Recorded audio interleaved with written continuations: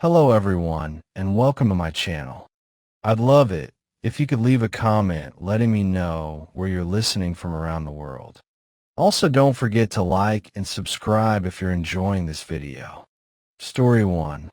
We drove for 7 hours straight, most of it through dust, cacti, and towns so empty they didn't even have names. It was Luke's idea, my brother, the adventure junkie. His wife Hannah tagged along because she always did, even when she hated the cold, the heat, or the risk. Me, I just needed a break. From work, from noise, from people. The place he picked was out in Utah, somewhere beyond the reach of phone towers, far past where tourists dared to wander. We hiked another 2 hours after parking, with nothing but red earth and towering cliffs around us. The kind of cliffs that looked older than memory. Like the bones of the planet had pushed themselves up in anger and frozen time. By dusk, we set up camp at the base of a jagged sandstone wall. No wind, no animals, just the sound of us breathing. The silence was too perfect. I remember thinking it felt staged, like a theater before the play starts. But I didn't say anything. Didn't want to be the paranoid one. That first night, the stars hung so low it felt like you could pluck them.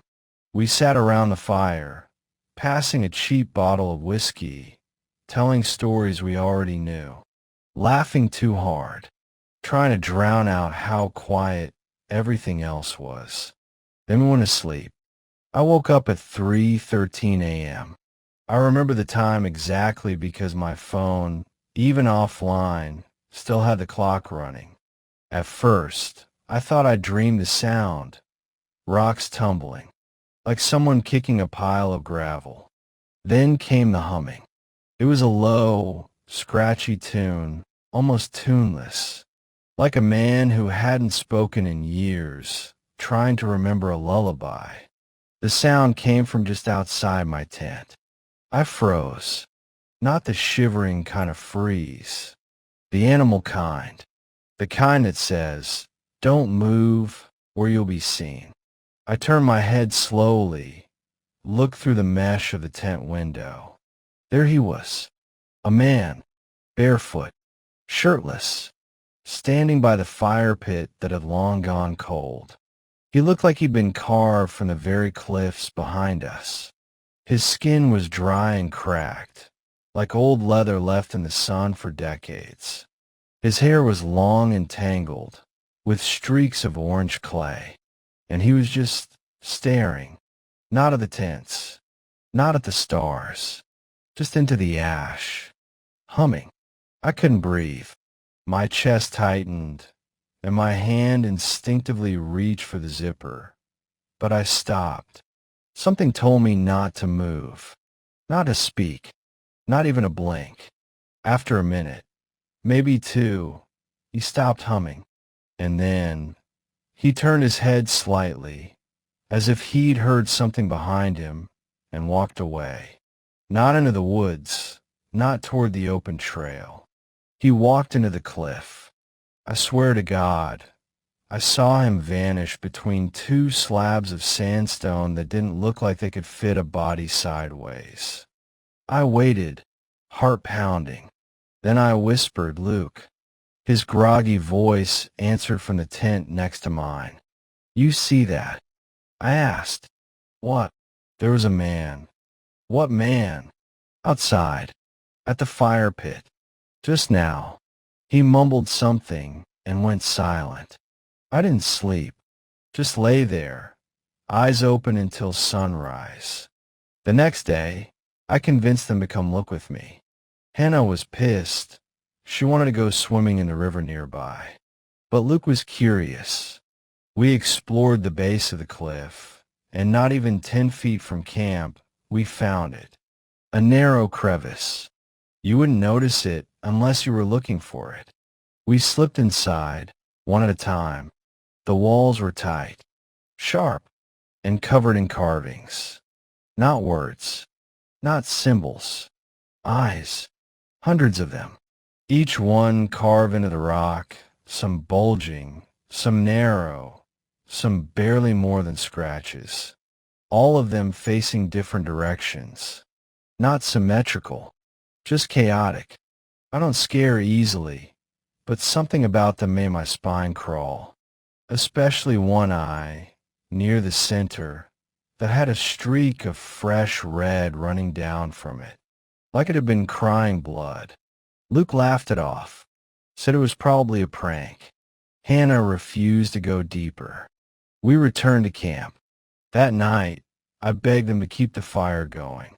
Luke said I was being weird, said maybe I'd imagined it. Whiskey dreams, he called it. But I hadn't even had a full drink. We tried to sleep again. And again, I woke up at 3:13 a.m. The humming was louder this time. Closer.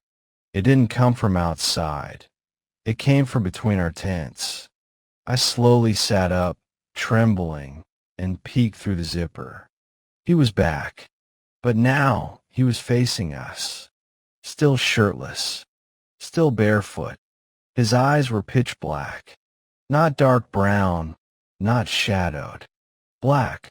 He was swaying, humming, his cracked lips curling like he was on the edge of remembering some old secret.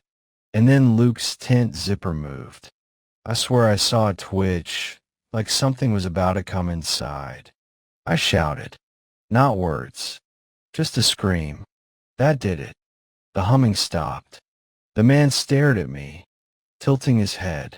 And then, once again, he walked back toward the cliff and was gone. We didn't wait for morning. We packed everything in 30 minutes and hiked in the dark. No one spoke a word. We just moved, our footsteps loud and clumsy against the silence. It wasn't until 2 weeks later that I found the post. A dusty old camping forum. The thread was titled, "The Watcher in the Cliff Wall." The original post was from 2006, written by someone who claimed their uncle vanished while camping in the same area in the 80s. The details were vague, except one. His uncle's name was Luke Travers. He had apparently claimed, right before disappearing, that he found a man living in the wall, a watcher with no time. I stared at the screen, skin cold, breath shallow. My brother's name is Luke, and ever since we came back, he hasn't been the same. He doesn't sleep well, talks in his dreams. Sometimes he hums, softly, like he's trying to remember something long forgotten. 2 nights ago, I woke up at 3:13 a.m. He was standing outside my bedroom window, barefoot, staring, and humming. Story 2. I don't like telling this story. I've tried to forget it more times than I can count, and yet, every time I close my eyes, it's there, burned into the back of my mind like a scar that never quite fades. But people should know what's out there. Not the bears, or the wolves, or the weather. The real things. The ones you won't see in survival guides or forest ranger pamphlets. It happened in the fall of 2021. I had just gone through a brutal breakup, 5 years together, and she left like I was never part of the plan to begin with. I needed to disappear for a while, somewhere with no cell signal, no people, just silence and trees, and that kind of clean loneliness you can only find under the open sky. So I drove out to Deschutes National Forest in Oregon. I'd camped there a couple of times before, but this time I went deeper than I ever had. Took the truck off the grid, past the known trails, past the signs, into the wild that doesn't welcome you. It tolerates you. Barely. I set up camp in a clearing just before dusk. The air was crisp, not quite freezing, but enough to see your breath. I built a fire, cracked open a beer, and sat alone with my thoughts. It was the kind of quiet that presses on your ears. No bugs, no birds, just the crackle of flame and the occasional rustle of trees in the breeze. I don't know when exactly I noticed it. That feeling, the wrongness, like the forest had changed around me without moving, like I was no longer alone. My neck prickled, my gut tightened. It was subtle at first, just a whisper of awareness, but then I knew. I was being watched. I turned slowly. My flashlight was clipped to the folding chair beside me. I grabbed it and scanned the tree line. Nothing, just black trunks and darker shadows. And then the fire popped, flared up suddenly, and in that new light I saw them. Eyes, dozens of them, at least 10 pairs, maybe more, wide, unblinking. They reflected the flames like glass marbles, hovering just beyond the trees, perfectly spaced, all level with one another. Human height, just staring. I froze, not in fear, in terror. There's a difference. Fear makes you want to run. Terror locks you in place. I raised the flashlight and clicked it on. Nothing. Not a single thing between the trees. Not even a breeze. I swung the beam back and forth. Just bark and shadows. And then they blinked. All of them. At once. Like they were one thing. One creature with 20 eyes. The beam caught them again for just a second before they vanished. Not retreated, just gone. Like they'd never been there. Then came the voices. Soft, whispery, coming from everywhere at once. Closer this time. No light. Let it burn. I couldn't tell if they were male or female, old or young. Just breathy syllables that seemed to seep into my brain like fog under a door. And then the fire exploded. It didn't flare, it erupted. A burst of flame so high and hot, I stumbled backward, nearly tripping over the log I'd been sitting on. It was like someone had poured gas on it, but I hadn't added a single stick since I built it. The shadows danced violently, and for a split second, I thought I saw figures in them. Thin, pale, wrong. I dropped the flashlight. It rolled toward the fire, useless. I turned and ran. I didn't look back. Not once. My boots pounded the cold dirt until I reached the truck. I yanked the door open, dove in, and slammed the lock shut. I sat there, panting, shaking, staring into the dark. The headlights came on, and the eyes were gone. Relief hit me like a wave, but only for a second, because that's when I saw the handprints, all over the windows. Dozens of them, tiny, childlike, pressed against the glass like foggy smears. I swear to God they were still warm. I wiped one away with my sleeve, and the condensation was fresh inside the glass. That's when the radio turned on. I hadn't touched it. I hadn't even started the engine. It blared static, white noise so loud it rattled the windows. Then, buried in the hiss, came the whispers. So many voices, layered, chanting, "Let it burn, let it burn."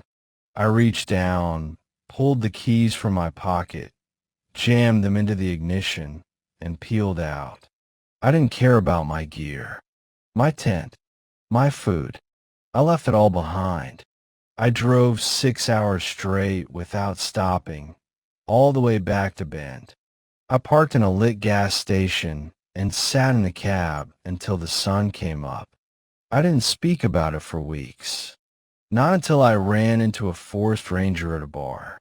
He looked like he'd seen things, the kind of man who'd been living with stories he couldn't share. We got to talking. I told him about Deschutes, about the clearing. He froze. asked me if it was near a dried creek bed with a moss-covered stump shaped like a chair. It was. He nodded slow, said in the 1960s, a family of 5 had vanished from that exact clearing. Just disappeared. Their fires still burning. No signs of struggle. No tracks. Nothing. Except for one thing. Tiny handprints. All over the windows of their abandoned car. I try to laugh it off, say maybe it was some kind of joke. But the look he gave me, that hollow look, stayed with me longer than the memory of those eyes. I don't camp anymore.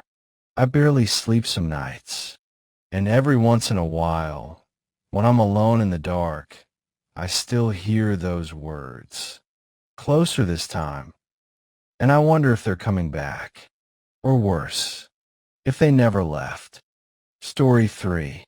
I grew up in Montana, in a little town most people pass through without even noticing. My grandpa lived just outside the town, in a weather-beaten cabin tucked into the edge of the Flathead National Forest. That man was tougher than a $2 steak, half mountain, half legend. He had a rifle, a stack of yellowing hunting magazines, and a rocking chair that creaked like it was cursed. Every night, just before the fire died down and the shadows grew legs, he'd say the same damn thing. If you hear whistling at night, never whistle back. I asked him once what he meant. He just looked at me with those foggy gray eyes, the kind that seemed like they saw things other folks couldn't. He didn't explain, not really. Just said some sounds in the woods weren't meant to be answered. Naturally, we laughed it off. I was 12. My cousin Tyler was 10. We were city-minded kids back then, raised on video games and cartoons. A little whistle in the dark? Please, what could it do? We whistled back that night, and all we got was an angry lecture and a silent breakfast the next day. Grandpa never took us camping after that. Fast forward about 15 years.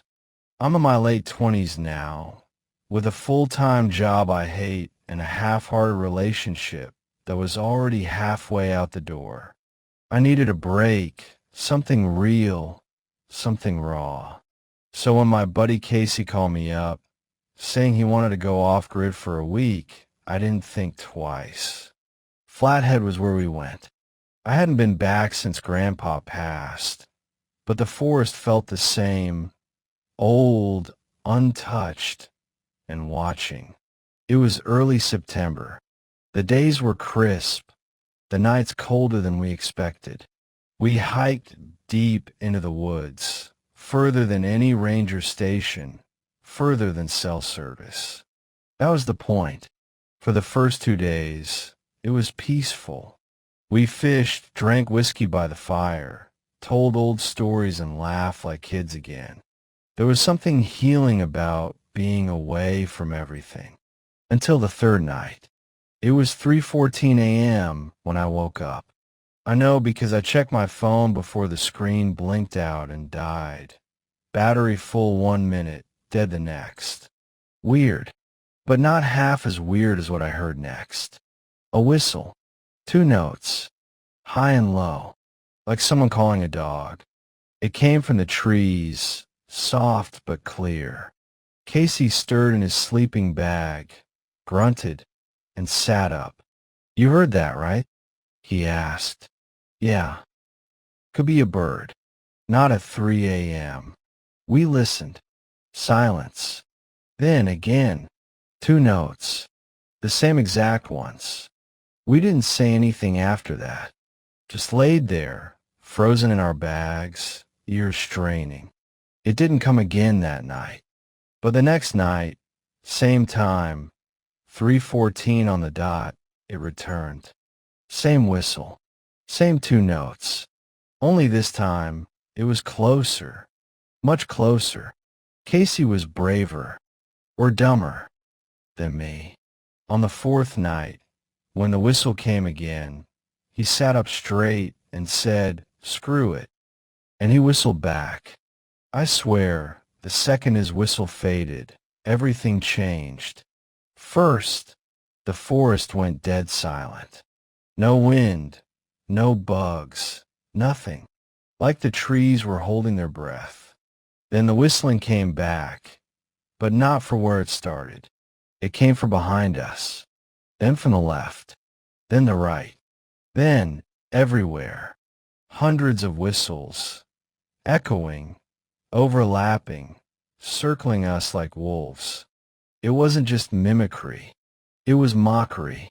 They were playing with us. We scrambled out of the tent like our lives depended on it, and maybe they did. My flashlight flickered and died the moment I turned it on. Casey's phone cracked its own screen, right in his hand. Not dropped. Cracked. Like it wanted out. Then the laughter started. Not human. Too high-pitched. Too fast. Like a tape on rewind, giggling through a tunnel of teeth. It came from the trees, the ground, the sky. We couldn't tell what direction it was coming from anymore. Everything felt upside down. We ran. Didn't bother packing. We left the tent, our bags, our gear, everything. We ran through those woods like the devil himself was behind us, and maybe he was. The trees blurred. The shadows reached for us. I tripped twice, bloodied my knee, and I didn't care. I never felt fear like that. Not dread. Not panic. Pure terror. It was morning by the time we made it back to the car. The whistles had stopped. The laughter too. But the damage was done. We didn't speak the whole ride home. When I got back, I did what anyone does after something insane. I Googled it. I typed in Flathead Forest, whistling at night. Well, I found Chill Me worse than that night ever did. It's a real phenomenon. There are threads, forums, even Reddit posts dating back to the early 2000s. People camping in Flathead reporting the same two-note whistle, always at 3:14 a.m. Some say it's a Wendigo. Others think it's skinwalkers. A few claim it's an echo of something much older, older than even the land itself. One guy wrote in 2006 that he whistled back, and his friend vanished. Search teams never found a body, just a campsite, untouched, and his friend's boots placed neatly side by side outside the tent. That detail messed me up for weeks. I haven't gone camping since. Sometimes, late at night when the house is quiet, I hear it again. That same two-note whistle. Outside my window. I live on the third floor. I try to ignore it. I tell myself it's the wind. A car alarm. Someone's ringtone. But Casey, he's not the same. He's got bags under his eyes now, deep in purple. He moved twice in the last year. He keeps salt near every window and never leaves the house after midnight. I asked him once, just once, what happened that night. He didn't answer, but as I walked away, I swear I heard him whisper something to himself. They followed us back.